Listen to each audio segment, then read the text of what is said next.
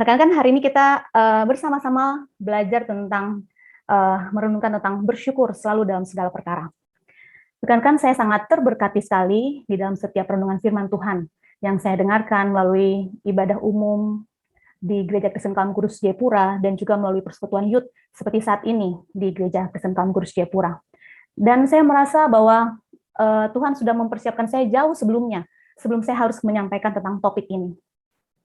Rekan-rekan, tema tentang bersyukur di dalam segala perkara ini sudah saya terima di awal tahun, yaitu oleh Badan Pengurus Youth, oleh Pak Cahyo, dan juga oleh Pak Brando, gitu ya. Dan waktu terus berjalan, gitu ya. Dan saya merasa keadaan saya kok kayaknya baik-baik saja. Keluarga saya semua dalam keadaan baik, hubungan saya dengan rekan-rekan saya juga dalam keadaan baik, kesehatan kami satu keluarga juga dalam keadaan baik. Nah, rekan-rekan, suatu ketika saya berada di dalam keadaan yang menurut pandangan saya keadaan yang kurang baik atau keadaan yang tidak baik-baik saja. Nah, di saat saya berada pada keadaan tersebut, saya teringat akan firman Tuhan yang disampaikan oleh Pak Nur Cahyo, Pak Pendeta Nur Cahyo, tentang menghadapi titik nadir atau menghadapi titik terendah atau lowest point saat itu, di mana Pak Cahyo mengangkat kisah seorang Ayub yang di dalam pergumulannya yang begitu berat, dan banyak respon yang muncul dari istrinya dan bahkan sahabat-sahabatnya. Dan bagaimana pertanyaan-pertanyaan itu muncul, mengapa, dan mengapa.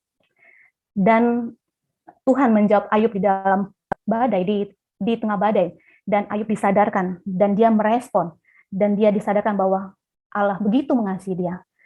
Dan Ayub merespon dengan hanya menyembah Allah. Itu menjadi perenungan pribadi bagi saya dan juga refleksi. Apa respon saya di dalam menghadapi keadaan saya saat itu? Rekan-rekan muda, banyak sekali perkara yang terjadi di dalam kehidupan kita. Ada perkara yang menurut kita baik-baik saja, dan bahkan ada perkara yang sudah pernah kita alami tentunya, yaitu perkara yang tidak baik-baik saja. Nah, menurut kita perkara yang baik itu seperti apa sih? Secara umum, orang bisa mengatakan bahwa, wah, kalau saya punya banyak teman, itu dapat dikatakan sesuatu yang baik. Atau nilai saya baik, atau saya berprestasi. Atau di dalam dunia kerja, kita berhasil, ada keuntungan yang kita dapatkan. Nah, bagaimana kalau misalkan stres gitu ya, misalkan di dalam pandemi saat ini online, pusing, jenuh. Kemudian, wah, di rumah saya juga dimarahi oleh mama saya. Menurut kita ini perkara yang kurang baik gitu, atau buruk. Udah sekolah stres, di rumah dimarahin lagi gitu ya. Terus, atau kita dijauhi oleh teman-teman kita. Dan di dunia pekerjaan kita, mungkin kita stres, apa yang kita rencanakan tidak berhasil. Nah, masalahnya rekan-rekan, siapakah yang menentukan perkara yang kita alami itu baik atau buruk? Apakah kita yang menentukan, ataukah Allah yang menentukan?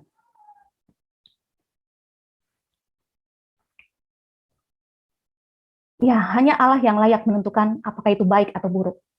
Mari kita mengingat pelajaran kita pada minggu yang lalu, di dalam kelompok cross, di dalam youth ini. Dikatakan tentang jalan keselamatan menjadi sangat penting bagi kita, karena kita adalah manusia yang berdosa. Dan dikatakan bahwa dosa itu adalah di mana keadaan itu melenceng dari sasaran. Dosa adalah di mana kita melihat sesuatu itu menurut standar kita, dan kita menyatakan itu baik atau buruk berdasarkan standar kita. Di saat itulah kita telah melakukan pelanggaran terhadap hukum Allah, dan kita berdosa. Dalam keberdosaan kita tahu bahwa segala sesuatu aspek di dalam kehidupan kita telah tercemar oleh dosa. Dan di saat itulah, di saat keberdosaan itu, kita mengalami yang namanya kesakitan, kesedihan, air mata kita keluar oleh karena keadaan dan pergumulan kita. Nah, rekan-rekan, kita diminta untuk tetap bersyukur dalam segala perkara, baik-baik maupun buruk. Mari kita melihat bagaimana respon kita saat kita menghadapi masalah atau saat di mana kita dalam keadaan yang tidak baik-baik saja. Kita melihat dari pembacaan kita di Matius 14 ayat 13 sampai 21. Di dalam Matius 14 ayat 13 sampai 21, yaitu kisah Yesus memberi makan 5.000 orang. Kita sering mendengar tentang kisah ini. Nah, sebelum dari perikop ini, sebelum tentang Yesus memberi makan 5.000 orang laki-laki, ada kisah tentang Yohanes Pembaptis dibunuh. Nah, jadi dikisahkan tentang kematian Yohanes Pembaptis. Nah, setelah kabar tentang kematian Yohanes Pembaptis ini terdengar oleh Yesus, maka dikatakan di Matius 14 ayat 13 ini, Yesus hendak mengasingkan diri dengan perahu ke tempat yang sunyi. Nah, saya melihat bahwa ini keadaan di mana Yesus mengalami yang namanya kesedihan. Dan tentunya mengalami yang namanya kelelahan oleh karena melayani banyak orang yang mau mendengarkan dia dan juga mau untuk disembuhkan dari sakit penyakit. Yesus mengasihkan diri di tempat yang lebih sunyi, tetapi apa yang terjadi? Orang banyak tetap mengikuti dia. Orang banyak memiliki kerinduan yang besar untuk tetap mendengarkan firman-Nya. Dan orang banyak memiliki kerinduan juga untuk disembuhkan dari sakit penyakit. Yang terjadi yaitu, di dalam kelemahannya, di dalam tubuh yang letih, dan di dalam kesedihannya, Yesus tetap melayani orang banyak itu. Nah, hari sudah mulai malam, sudah mulai gelap, dan mereka di tempat yang sunyi. Yesus dan murid-muridnya harus memberi makan orang banyak itu. Nah, ini sekali lagi mereka mengalami keadaan yang tidak baik-baik saja, atau tidak normal. Nah, mari kita melihat respon dari murid-murid saat menghadapi keadaan ini. Yaitu kita lihat di ayat 15. Menjelang malam, murid-muridnya datang kepadanya dan berkata, "Tempat ini sunyi dan hari sudah mulai malam. Suruhlah orang banyak itu pergi supaya mereka dapat membeli makanan di desa-desa." Nah, rekan-rekan, di sini murid-murid ini luar biasa ya. Mereka tuh udah capek memang ya, tapi kan lebih capek itu Tuhan Yesus. Nah, murid-murid ini meminta Yesus untuk menyuruh orang banyak itu pergi. Nah, dapat kita katakan bahwa murid-murid ini ingin menjauhkan, mereka melihat orang banyak itu menjadi masalah buat mereka. Mereka ingin menyingkir dari masalah itu. Respon yang berikutnya, kita lihat di ayat ke-17. Jawab mereka, "Yang ada pada kami di sini hanya 5 roti dan 2 ikan." Ada kata hanya 5 roti dan 2 ikan. Ini menunjukkan bahwa murid-murid itu pesimis dengan keadaan saat itu. Murid-murid itu melihat 5 roti dan 2 ikan ini nggak cukup, guru nggak cukup, nggak mungkin. Untuk 5 orang aja ya udah pas. Untuk 10 orang mungkin lah sedikit bisa dirasa. Tapi untuk 100 orang, 1000 orang, dan bahkan 5000 orang lebih, tidak mungkin 5 roti dan 2 ikan ini boleh menjawab masalah mereka pada saat itu. Nah, rekan-rekan, respon seperti murid-murid ini bukankah seringkali kita juga lakukan? Kita seringkali juga ingin menyingkir dari masalah kita. Kita seringkali juga bersikap pesimis. 5 roti dan 2 ikan pada saat itu merupakan bantuan yang ada di tengah-tengah masalah para muridnya saat itu.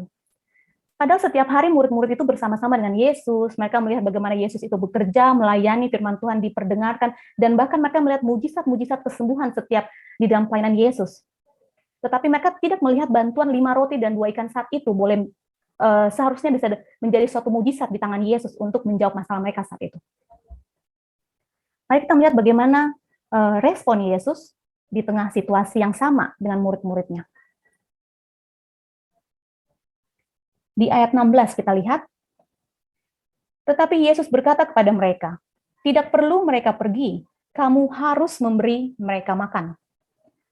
Nah, murid-murid meminta Yesus menyuruh orang banyak itu pergi. Tetapi Yesus berkata, tidak perlu mereka pergi. Kamu, murid itu, harus memberi mereka makan.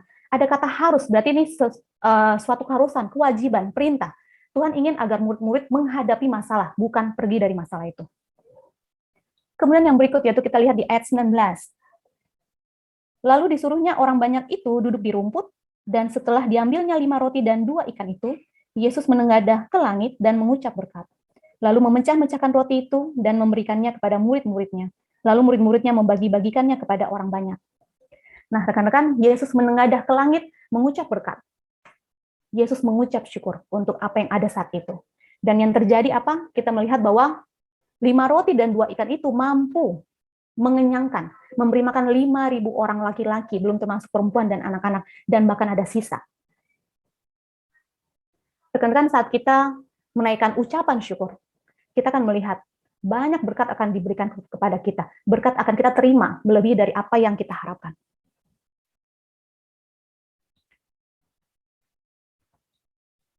Mengapa kita harus mengucap syukur? Jawabannya yaitu itu yang dikehendaki oleh Allah. Mengucap syukurlah dalam segala hal, sebab itulah yang dikehendaki Allah di dalam Kristus Yesus bagi kamu. 1 Tesalonika 5 ayat 18. Tuhan menghendaki kita untuk mengucap syukur dalam segala hal yang kita alami. Hanya saja rekan-rekan, itu menjadi susah bagi kita. Kadang-kala, gitu ya. Nah, ucapan syukur adalah ungkapan terbaik bahwa Bapa itu baik. Sekali lagi, ucapan syukur adalah ungkapan terbaik bahwa Bapa itu baik. Saat kita menaikkan ucapan syukur, itu menunjukkan bahwa kita beriman, kita meyakini bahwa Bapa kita adalah Bapa yang baik. Jikalau kita bersungut-sungut dan kita sempat berpikir bahwa yang diberikan oleh Tuhan itu tidak terbaik, atau itu hanya sisa saja yang diberikan kepada kita. Nah, kalau sampai kita berpikir demikian, maka pikiran itu merupakan tuduhan yang sangat tidak masuk akal dan sangat jahat di mata Tuhan. Tuhan sudah memberikan yang terbaik buat setiap kita. Yang terbaik sudah Dia berikan semuanya untuk setiap kita. Dia memberikan anaknya yang tunggal. Dia sudah merelakan dan mengorbankan anaknya satu-satunya untuk menggantikan setiap kita di atas kayu salib. Kematian anaknya menebus kita, menyelamatkan kita. Masakan Bapak kita tidak tahu mana yang terbaik buat setiap kita? Hanya saja rekan-rekan kadang kita berpikir bahwa pemberian yang terbaik dari Tuhan itu seharusnya, menurut kita, seharusnya sesuai dengan apa yang kita anggap yang terbaik. Nah, itu kesalahan yang besar. Kalau setiap orang berpikir bahwa ini adalah keinginan saya yang terbaik. Nah, bayangkan bagaimana kalau seorang Hitler menaikkan ungkapannya atau keinginannya dan dia merasa itu adalah keinginan yang terbaik. Pasti akan banyak orang-orang yang menderita oleh karena kekejaman Hitler pada zaman itu. Allah tahu yang terbaik untuk kita, dan Dia memberikan yang terbaik itu bagi kita anak-anaknya. Di dalam 2 Tawarik 16 ayat 9a, sesungguhnya mata Tuhan itu menjelajah seluruh bumi untuk melimpahkan kekuatannya kepada mereka yang bersungguh hati terhadap Dia. Nah, rekan-rekan, jika kita bersungguh hati di dalam apa yang kita lakukan, di dalam kita melayani Tuhan, jika kita bersungguh hati di dalam setiap pekerjaan apapun yang menjadi tugas kita, di dalam kita bersungguh hati di dalam kita melakukan proses belajar sebagai seorang pelajar di tengah-tengah pandemi ini, walaupun kadang mungkin kita itu nggak setuju, tapi kita bersungguh hati untuk melakukannya. Atau di saat kita juga bersungguh hati untuk menaikkan ucapan syukur kepada Tuhan, di saat kita di dalam pergumulan, tetapi kita menaikkan ucapan syukur kepada Tuhan dengan bersungguh hati. Ada janji Tuhan, yaitu Tuhan akan melimpahkan kekuatannya kepada setiap kita. Ada 4 poin yang ingin saya bagikan untuk kita, tentang bagaimana caranya untuk kita bisa bersyukur di dalam segala perkara. Nah, yang pertama yaitu berserah.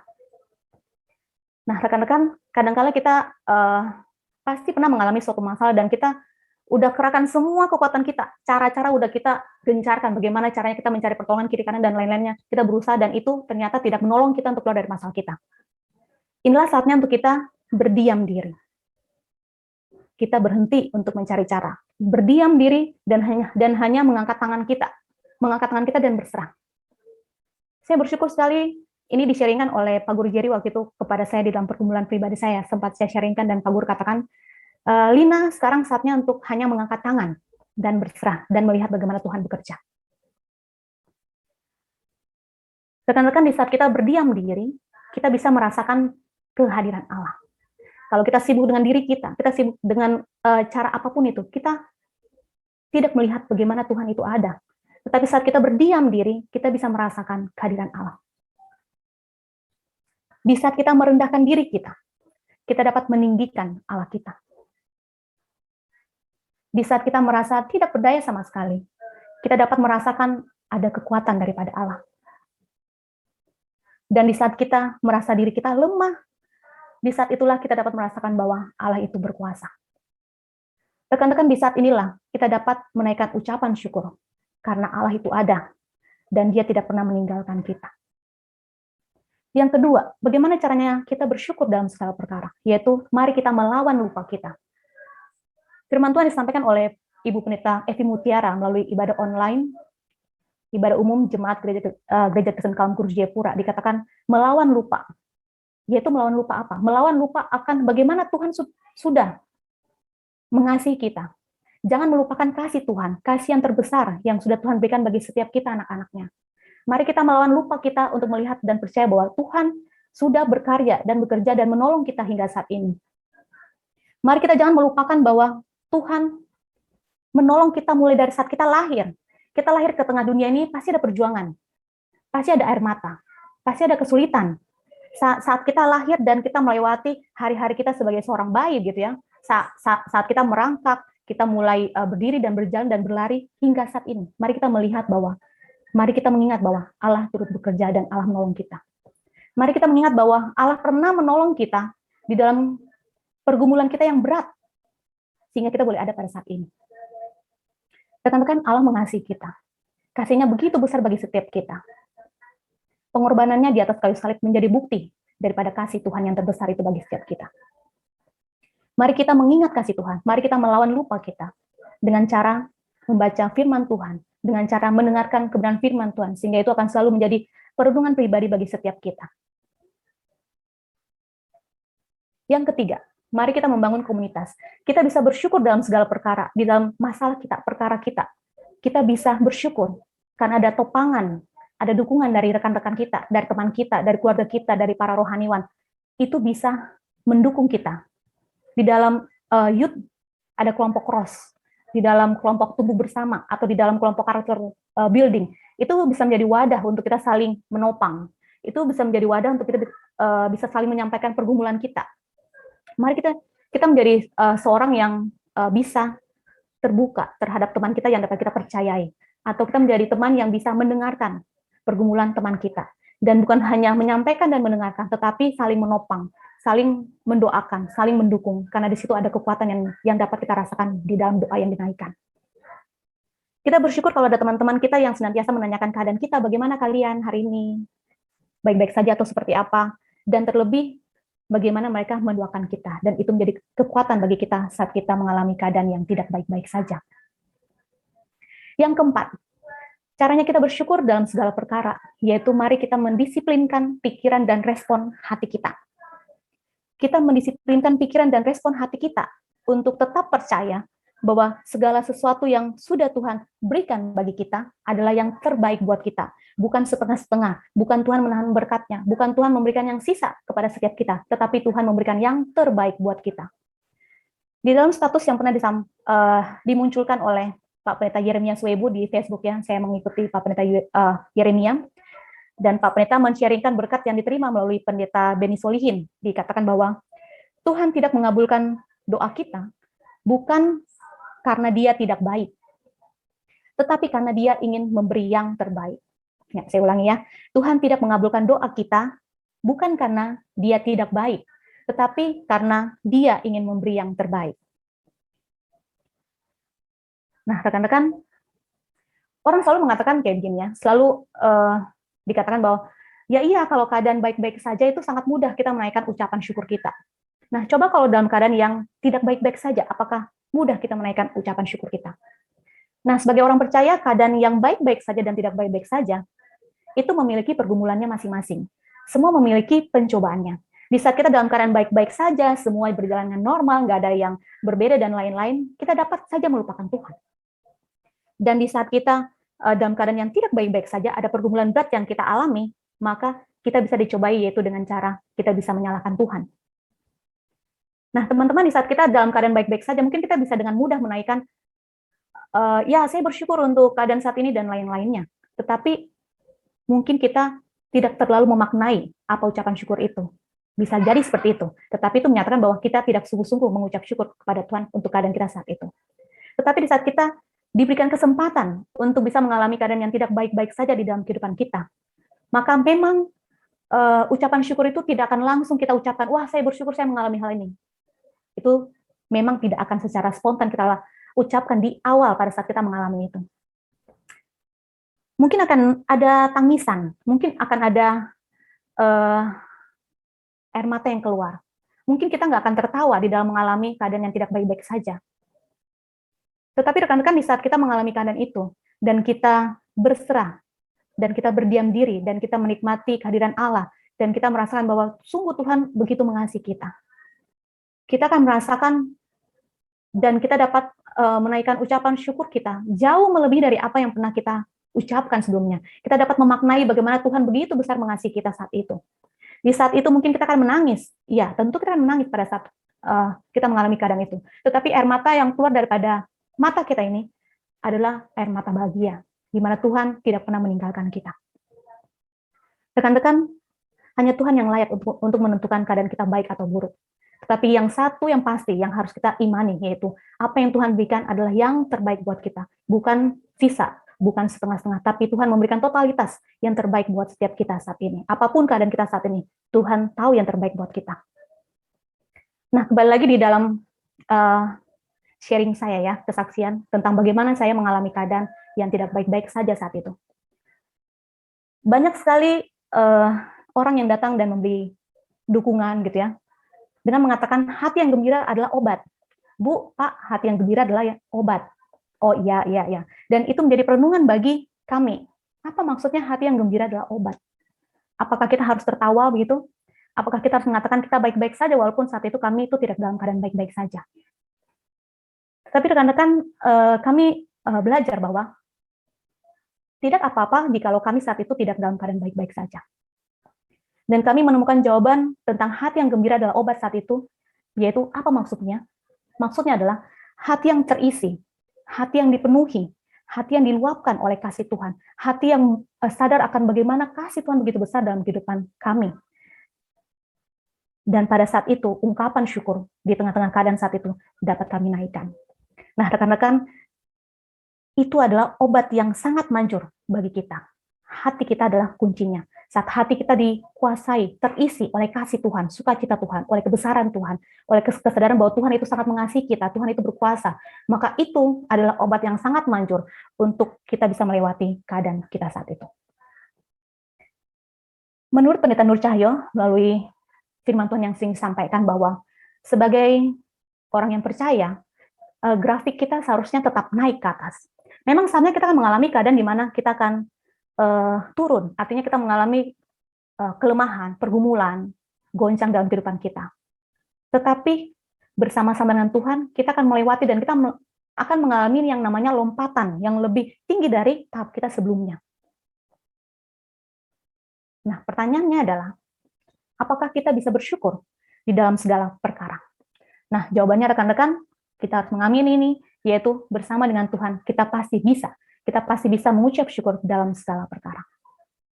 Kiranya Tuhan memampukan kita untuk dapat bersyukur di dalam segala perkara. Amin. Mohon kesediaan Pak Pendeta Nur Cahyo untuk memimpin di dalam doa. Mari kita berdoa. Bapa kami yang di surga, sungguh kami bersyukur, berterima kasih, karena pagi hari ini Tuhan juga sudah menjamah setiap kami lewat firman Tuhan. Mengingatkan kami betapa kami seringkali lalai melihat kebaikan Tuhan dan melihat dari kacamata Tuhan apa yang baik bagi kami. Kami seringkali melupakan bahwa Tuhan tidak pernah merencanakan yang tidak baik. Kami sering menuduh Tuhan dan kami bahkan seringkali melawan Tuhan.